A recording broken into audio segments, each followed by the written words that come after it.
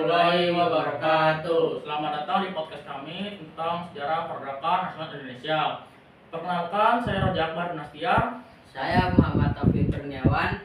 Halo teman-teman, selamat datang di podcast kami. Kali ini kita akan mengobrol tentang tema yang sangat penting, yaitu sejarah pergerakan nasional Indonesia. Betul sekali, pergerakan nasional ini punya peran besar dalam perjuangan menuju kemerdekaan. Jadi, kita akan bahas latar belakang organisasi penting sampai dampak bagi bangsa Indonesia.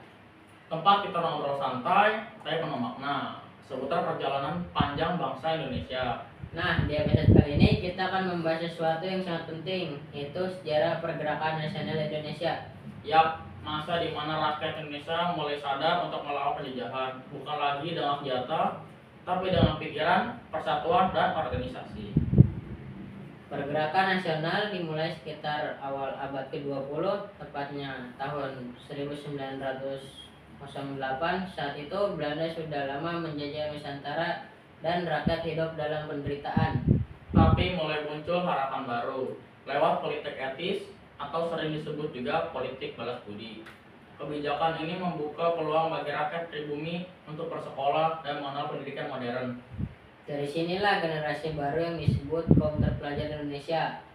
Mereka punya wawasan luas dan mulai berpikir kritis terhadap penjajahan. Nah, dari semangat kaum terpelajar itulah muncul organisasi pertama di Indonesia, Budi Utomo, pada tanggal 20 Mei 1908. Didirikan oleh mahasiswa Stovia seperti Dr. Sutomo dengan gagasan awal dari Dr. Wahidin. Tujuannya meningkatkan pendidikan dan memajukan kebudayaan bangsa. Budi Utomo jadi simbol awal sejarah nasional, makanya tanggal 20 Mei kini diperingati sebagai Hari Kebangkitan Nasional. Setelah Budi Utomo, semangat perjuangan semakin meluas.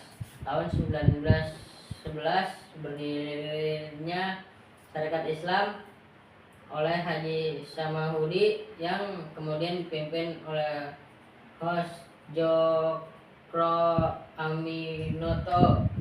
Organisasi ini memperjuangkan hak ekonomi dan rakyat menentang ketidakadilan kolonial.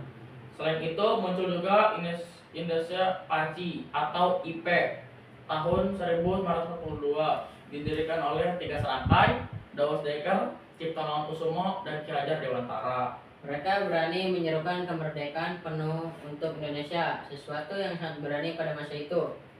Puncak nasionalisme Sumpah Pemuda tahun 1928. Lalu tibalah pada peristiwa penting jadi puncak pergerakan nasional, Sumpah Pemuda 1928. Betul, para pemuda dari berbagai daerah berkumpul di Jakarta dan berikrar: 1. Tanah air Indonesia, 2. Satu bangsa Indonesia, 3. Satu bahasa Indonesia. Lo masih ingat sama pemuda nggak? Panjang bahasa anjir. Cuma pemuda mah. Sumpah Pemuda membuktikan bahwa meskipun berbeda-beda, kita bisa bersatu dalam semangat kebangsaan yang sama.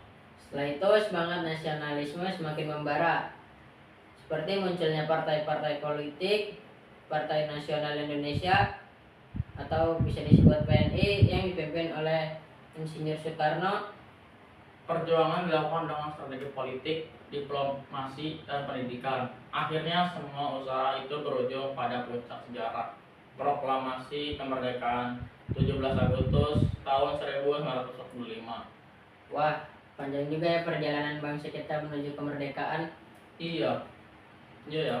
Dan semua itu berawal dari kesadaran kecil bahwa persatuan dan pendidikan bisa jadi senjata paling kuat. Terima kasih sudah mendengarkan suara podcast kami. Jangan lupa belajar sejarah bukan cuma menghafal tanggal, tapi juga memahami maknanya.